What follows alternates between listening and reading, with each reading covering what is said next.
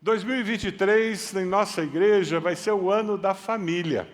Nós vamos falar muito sobre família. A mensagem que eu vou pregar amanhã à noite, no culto da noite, não teremos culto pela manhã, teremos culto às 19 horas, vai ser sobre família.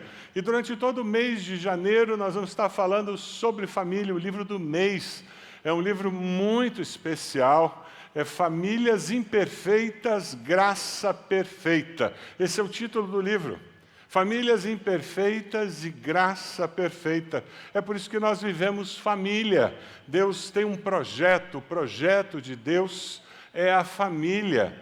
E essa família não é apenas família de papai, mamãe, filho e filha, não.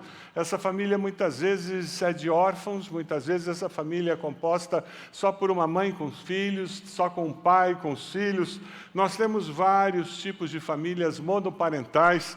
Nós também vamos ver famílias em que todos são discípulos de Jesus, famílias em que alguns não são e eles lidam com situações completamente diferentes. Mas família. Como que nós podemos aplicar princípios de Deus na nossa vida para que nós possamos viver família? Nós ouvimos vários testemunhos muito abençoadores e um deles era sobre família. E a palavra que deve ter ficado na sua mente é intencionalidade. As coisas não acontecem por acaso. Aquela história de subir no cavalo branco e ir caminhando na direção do sol e foram felizes para sempre, só acontece naquela historinha. Se você vai viver a plenitude, o sonho, o projeto de Deus para a família, arregace as mangas e trabalhe para que isso aconteça. Dobre os joelhos e clame para que as misericórdias de Deus se manifestem. Amém? É assim que nós vivemos o plano de Deus para a família. O texto que Deus colocou no meu coração é um texto que eu gosto demais. Periodicamente eu leio esse texto. Se eu quero viver família, eu preciso ser um servo do Senhor, um discípulo do Senhor. Aí fica mais fácil aplicar os princípios da família na minha casa. E eu fui ler o Salmo 1 e encontrei na mensagem uma paráfrase do Salmo 1, com um jeito diferente, engraçado de escrever esse Salmo. Eu vou compartilhar com você e depois a gente vai para o texto que vem de uma tradução do grego, do hebraico, que é assim que a Bíblia é traduzida. Tá bom? Vamos lá, Salmo 1, a paráfrase e a mensagem. Como Deus deve gostar de você. Você não aparece no bar do pecado, você não anda à espreita no beco sem saída, você não frequenta a escola dos desbocados. Já valeu. Já valeu ter lido. E o texto continua, pelo contrário, você vibra com a palavra do Eterno, você rumina as Escrituras dia e noite, você é como uma árvore replantada no Éden, dando frutos novos a cada mês, que nunca perde suas folhas e que está sempre florescendo. Você não é de jeito nenhum como os perversos que não passam de poeira ao vento. Sem defesas dos tribunais, são companhia imprópria para as pessoas inocentes. O Eterno traça o caminho que você escolhe, mas o caminho que eles escolhem é uma pista escorregadia. Já esteve numa pista escorregadia? Quem não segue esses princípios da palavra de Deus, está tentando construir a sua vida, construir a sua família numa pista escorregadia, dificuldade para ficar de pé. Como é feliz aquele que não segue o conselho dos ímpios, não imita a conduta dos pecadores, nem se assenta na roda dos zombadores. Para ser feliz com Deus, eu preciso evitar esses 3 estágios do afastamento. Eu preciso cuidar para não aceitar os conselhos daqueles que não amam e temem a Deus, porque isso influencia meu pensamento. E depois que eu aceitei os conselhos, eu começo a me comportar como eles. E depois que eu me comporto como eles, eu começo a ter atitude e me identificar com aqueles que não amam e não temem a Deus. O primeiro estágio de afastamento de Deus é aceitar o conselho de quem não teme a Deus. A palavra que surge aí, ímpios, É uma palavra de pessoas que têm uma conduta aceitável, mas que não têm temor a Deus. São as pessoas mais perigosas. Você não teria dificuldade, não seria influenciado por um bandido, por um traficante. Seria muito difícil essa pessoa conseguir influenciá-lo, mas se essa pessoa tem uma certa justiça própria, tem certos valores cristãos que nós abraçamos, fica muito fácil nós darmos ouvidos a essa pessoa que, por não temer a Deus, tem pensamentos que abatem a fé, que negam o poder de Deus. Pessoas que não amam a Deus, não têm compromisso de vida com Deus, por melhor que elas sejam, você precisa ter cuidado e se afastar delas. O segundo estágio é seguir o exemplo de quem não ama a Deus, imitar a conduta dos pecadores. Quando você começa a ver pessoas que têm simplesmente influenciado você, tem feito você questionar algumas coisas da sua fé, e de repente o pensamento dessas pessoas, você começa a admirar o procedimento delas. Aí a turma da igreja é sem graça, mas aqueles colegas da faculdade, gente fina. Participar do culto é sem graça, mas olha, ir para aquele churrasco é maravilhoso. E nós começamos a comparar o povo de Deus com esse povo, e quando nós vemos, nós estamos imitando a conduta dessas pessoas que não querem buscar a Deus. Cuidado. Esse é o segundo estágio de que a sua fé está enfraquecendo e que você está esfriando na fé. O terceiro estágio que o salmista fala no primeiro versículo é você assumir a atitude de escarnecedor. O coração do escarnecedor perde a vida, torna-se como pedra. Depois que eu ouvi os conselhos e comecei a andar no caminho daquelas pessoas, e a minha fé começou a ser enfraquecida, a minha relação com Deus começou a ficar sem graça, com o povo de Deus sem graça, de repente, sem eu perceber, o meu coração vai se tornando como pedra, cético, questionador, debochado, escarnecedor. Você passa a valorizar e estar com aqueles que não honram a Deus e que desonram o nome de Deus. Nós temos que conviver com pessoas que não amam a Deus, que não temem a Deus, e isso faz parte da vida. Mas isso é muito importante nós não perdermos de vista que nunca nós seremos iguais a Ele se nós vivermos os valores da fé cristã. Você diz amém para isso? Se seus amigos na faculdade, no trabalho, na vizinhança, que não conhecem a Deus, não temem a Deus, se eles dizem para você que não tem diferença entre eles e você, abra os olhos. Aí tem coisa. Existe um comprometimento do sabor do sal da terra, da força, da clareza, da luz do mundo, que está impedindo aquela pessoa a perceber que, por mais que vocês morem juntos, trabalhem juntos, estudem juntos, vocês são diferentes. Por mais que em alguns momentos as atividades nos coloquem lado a lado. Por mais que em alguns momentos, em algumas atividades, nós estejamos assim misturados. É uma questão de tempo. É uma questão de oportunidade. É uma questão de simplesmente surgir uma situação ou uma necessidade e nós começamos a perceber que tem uma diferença entre quem ama e teme a Deus e quem não ama e não teme a Deus. É impossível essa diferença não ser percebida.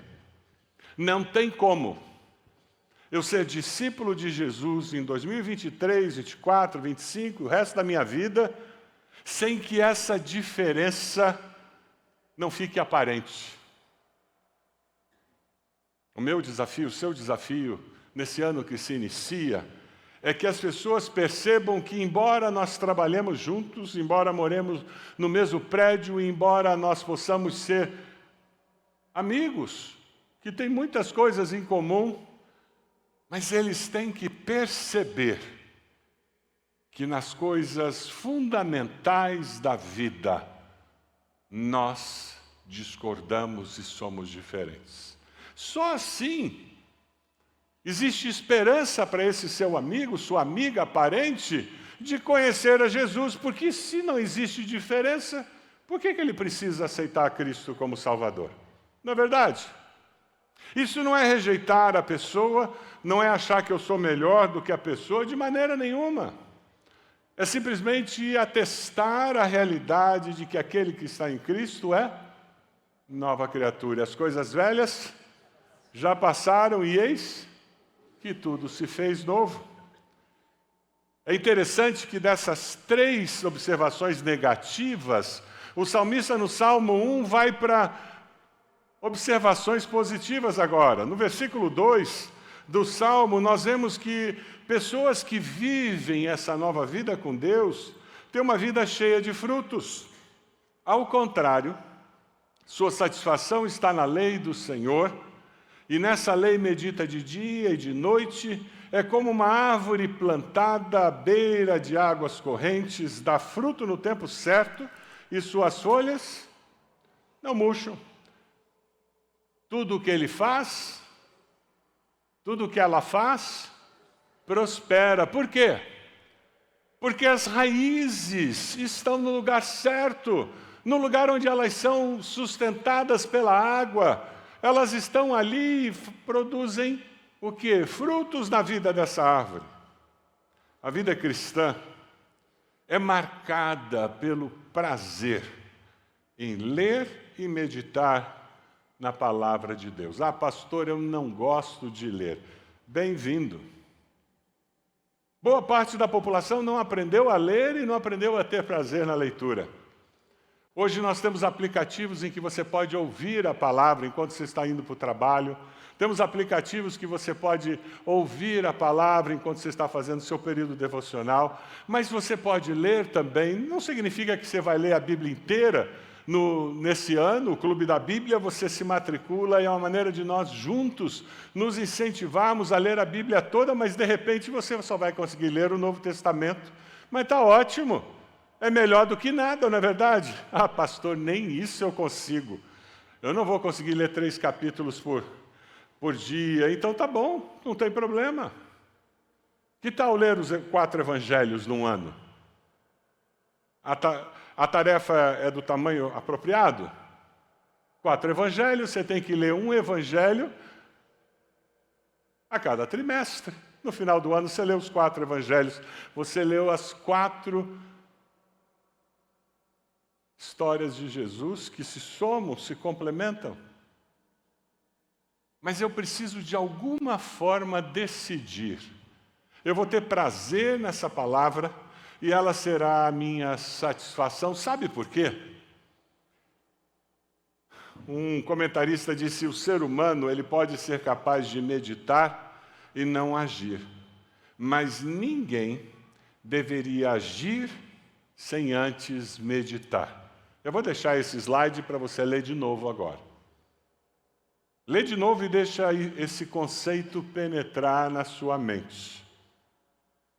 Eu preciso ler a palavra, meditar nela. O que significa isso?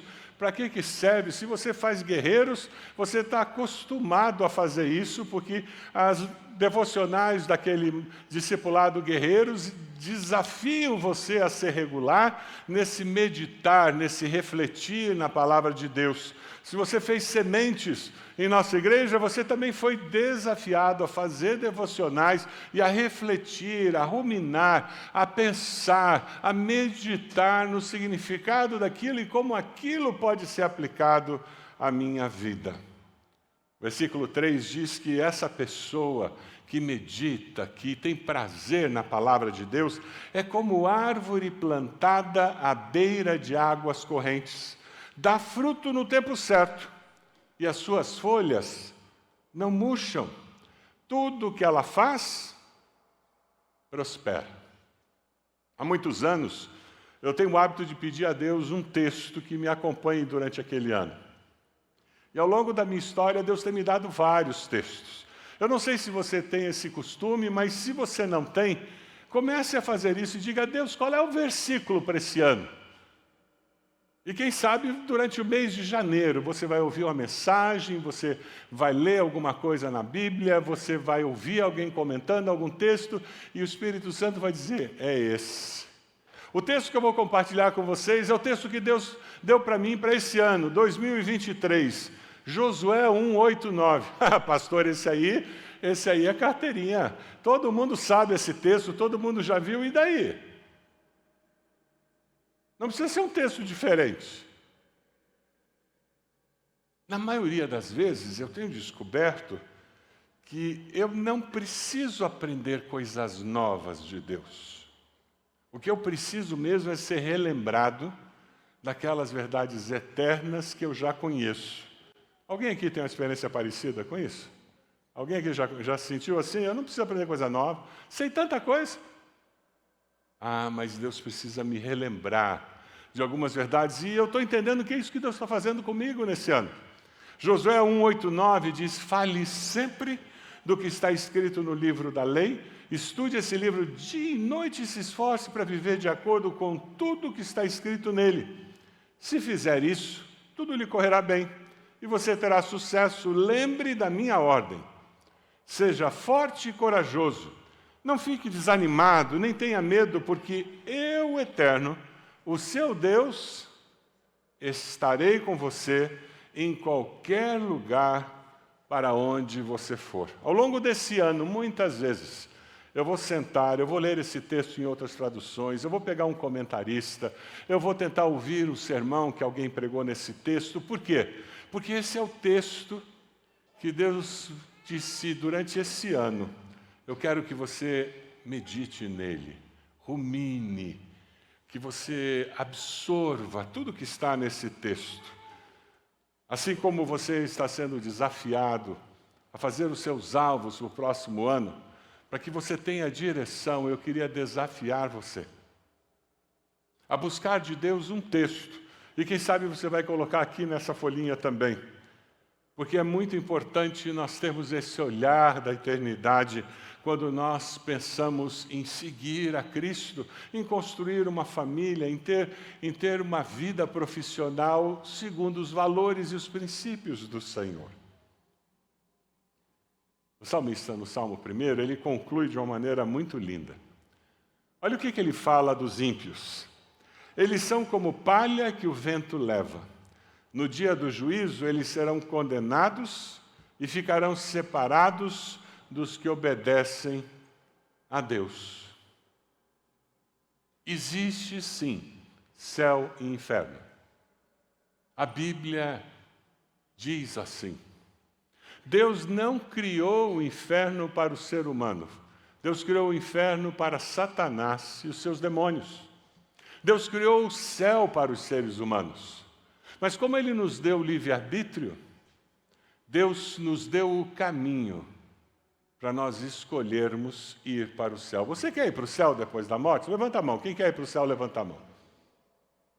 Fantástico. Só tem um caminho. Quem é o caminho? Jesus. Ele é a verdade, a vida, ninguém vem ao Pai, senão por mim. Deus criou o céu para todos os seres humanos, mas só vão parar lá no céu quem escolher esse caminho. Quem não escolher esse caminho tem direito, tem livre-arbítrio. Se só tem 2 lugares depois, e eu não vou para esse, para onde eu vou? Um lugar longe de Deus, porque aqui eu escolhi que eu não caminharia com o Filho de Deus. Quando nós vemos o versículo 6, pois o Senhor aprova o caminho dos justos, mas o caminho dos ímpios leva à destruição. Nós precisamos passar essa mensagem para a nossa sociedade que é politicamente correta. E todo mundo acha que todo mundo constrói a sua verdade e todo mundo está certo. Mas não é lindo? Cada um tem uma verdade e todas elas são verdadeiras. É desse jeito que nós vivemos. Se eu não passo claramente uma imagem para aqueles que estão próximos de mim, que apesar de nós estarmos no mesmo bairro, no mesmo prédio, na mesma família, apesar de nós trabalharmos juntos, estudarmos juntos, apesar de termos muita coisa em comum, nós somos fundamentalmente, na essência, diferentes, porque Cristo Jesus fez a diferença. Amém? As pessoas precisam ouvir da esperança do Evangelho. As pessoas precisam ser desafiadas. Que 2023 seja um ano em que você tenha oportunidades para compartilhar e desafiar pessoas a dizer: eu preciso desse seu Jesus. Eu preciso ter essa fé que você tem. Eu preciso confiar em Deus do jeito que você confia. Quanto tempo você gasta diariamente meditando na palavra de Deus, em comunhão com o Deus da palavra? Essa é a essência do desafio dessa noite. Compromisso novo para um ano novo.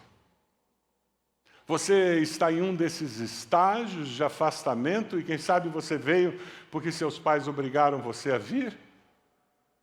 Você, por acaso, está dando ouvidos a pessoas que não amam e não temem a Deus?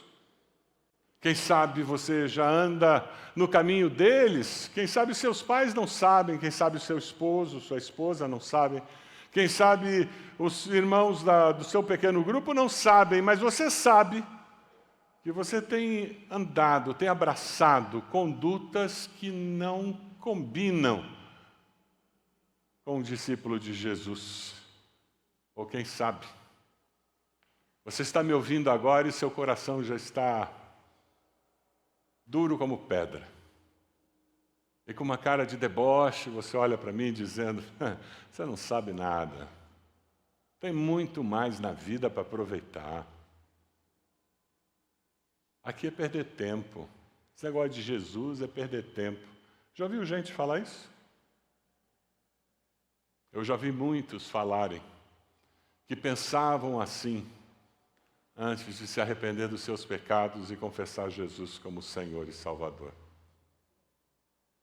Que Deus nos liberte desses degraus do afastamento de Deus e que nós possamos trabalhar preventivamente buscando o Senhor da palavra e gastando tempo com a palavra do Senhor.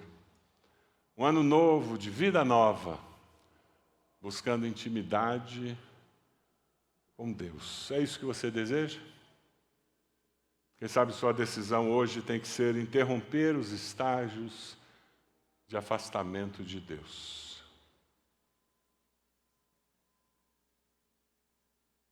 Você precisa se arrepender dos seus caminhos, do coração endurecido, do deboche. Quem sabe do ceder aos interesses de pessoas que não amam e não temem a Deus. Ano novo, vida nova, buscando intimidade com Deus, fazendo isso para dar frutos dignos de um discípulo de Jesus. Quem sabe essa sua decisão também nessa noite. Você vai decidir servir ao Senhor em 2023 de uma forma diferente, para dar frutos. Quem sabe a decisão que você precisa fazer é confessar Jesus como Senhor e Salvador pessoal. O que você precisa fazer é fazer uma oração muito simples, dizendo: Senhor, eu me arrependo dos meus pecados. Eu te peço perdão. Eu quero construir uma vida, eu quero construir uma família cheia de amor ao Senhor, de temor ao Senhor. Você pode abaixar a sua cabeça? Faça uma oração muito simples, onde você está dizendo: Senhor meu Deus, eu me arrependo dos meus pecados e confesso Jesus como meu Senhor e Salvador. Toma minha vida em tuas mãos e faça algo novo, Senhor. Você fez essa oração? enquanto todos estão orando, levante a sua mão bem alto. Eu gostaria de orar por você. Lá atrás já vi. Aqui essa senhora, já vi esse menino. Ali já vi. Mais alguém? Levante sua mão bem alto. Graças a Deus, pode abaixar. Graças a Deus. Mais alguém? Lá no fundo já vi. Pode abaixar. Graças a Deus. Mais alguém? Levante sua mão. Aqui no centro, alguém tomando essa decisão hoje? Aqui do lado, mais alguém? Deus amado, abençoa cada um desses que levantaram suas mãos dizendo: eu entrego a minha vida a Jesus a partir de hoje. Eu quero viver uma vida nova, uma vida com o Senhor. Abençoa-os, ó Pai, que o Teu Santo Espírito, que vem selar essa decisão, esteja ajudando-os a crescer na fé. Que nós, como igreja, como comunidade, como família de Deus para eles, possamos ser bênção na vida de cada um deles. Eu queria convidar você agora, que está orando, a se colocar de joelhos onde você está, se você pode. Nós já estamos próximos de entrar em 2023. Falta pouco. Eu queria desafiar, convidar você a de joelhos dizer: Deus, quais são meus sonhos, meus anseios para esse novo ano? Dobre seus joelhos e diga: Deus, eu coloco a minha vida no Teu altar. Cumpre Teu propósito em mim, Senhor. Eu pertenço ao Senhor e ao Senhor apenas.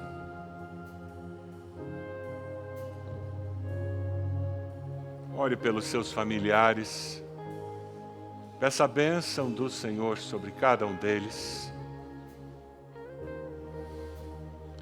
Diga o nome deles para o Senhor.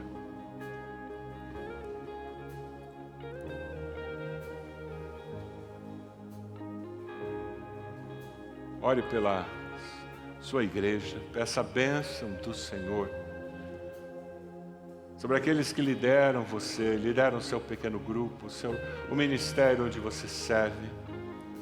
Ore pelos pastores da sua igreja, ministros, que eles possam liderar nesse novo ano na dependência do Santo Espírito do Senhor. Ó Deus amado, nós somos Teu povo e estamos reunidos aqui orando em nome de Jesus. O Senhor conhece nossos corações, os nossos anseios. O Senhor que sabe todas as coisas. Conhece tudo o que vai acontecer no ano que se inicia e tem a Tua graça e a Tua misericórdia preparada para ser revelado a cada momento das nossas vidas. Toma, Senhor, nossas vidas em Tuas mãos. Nós nos consagramos ao Senhor. Essa é a nossa oração, Senhor. E nós a fazemos no nome de Jesus. Amém.